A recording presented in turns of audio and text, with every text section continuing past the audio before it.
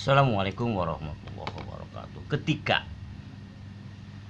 Ketika opini, ketika wacana kita, ketika pendapat kita, ketika kata-kata kita itu tidak populer, justru itulah yang membuat kita akhirnya bisa barangkali jadi populer begitu. Misalnya apa? Misalnya sebagai ilustrasi, sebagai contoh, misal tentang pendapat yang menyatakan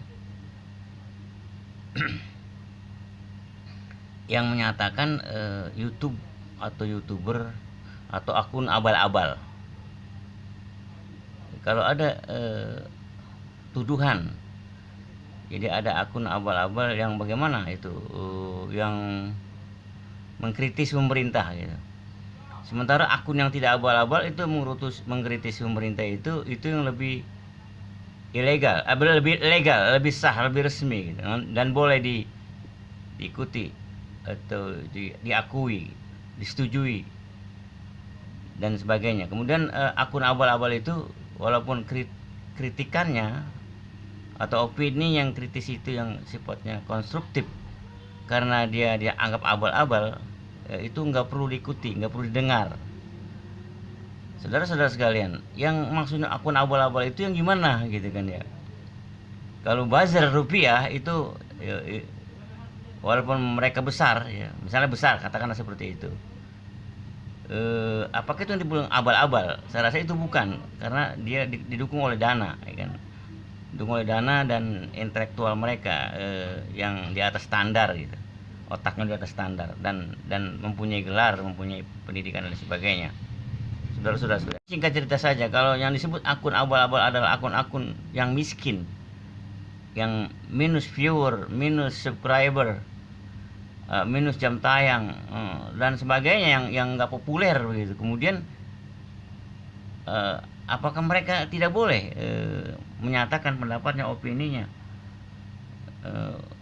atau berdiri di atas kebebasan berekspresi? Apakah mereka tidak boleh menyatakan dirinya atau posisikan dirinya sebagai warga negara Indonesia yang mempunyai hak untuk memiliki, melaksanakan kebebasan berekspresi gitu. Dan sebagai negara demokrasi, Indonesia ini negara demokrasi, boleh dong setiap warga negara ini menyatakan ekspresinya gitu. Mereka bebas untuk berekspresi, apalagi ekspresinya itu tidak membahayakan, justru menguntungkan, justru di luar dugaan bahwa ekspresinya itu bukan sangat menguntungkan, tapi menguntungkan dan sifatnya positif.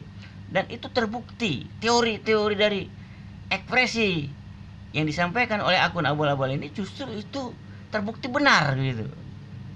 Misalnya yang perlu saya katakan, yang judulnya pertanyaan gitu, Presiden Jokowi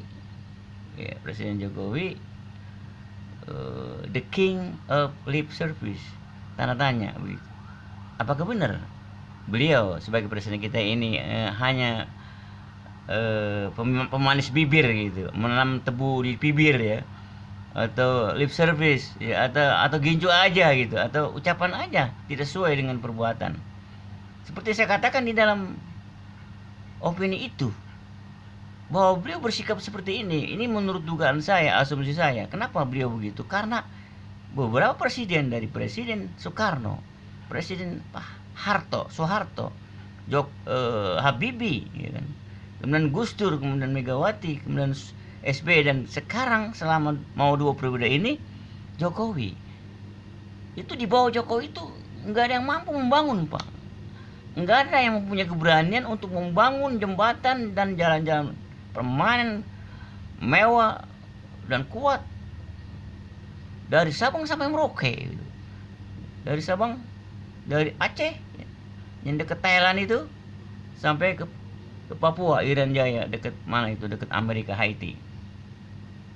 Itu dibangun oleh zamannya Presiden Jokowi. Walaupun resikonya memang harus utang 7.000 triliun rupiah misalnya. Bayar hutang aja bayar bunga dari pinjaman itu harus dari ngutang lagi gitu kan. Itu kan aneh bin ajaib ya. Saya ini bukan satir Pak, tapi ini asumsi saya kenyataan seperti itu.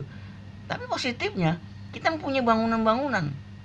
Sementara di Lebak, Provinsi Banten Pak, di Kabupaten Lebak itu anak-anak SD. Kalau dulu SR, sekarang anak-anak SD, apa itu madrasah ibtidaiyah atau sekolah dasar negeri atau sekolah dasar swasta.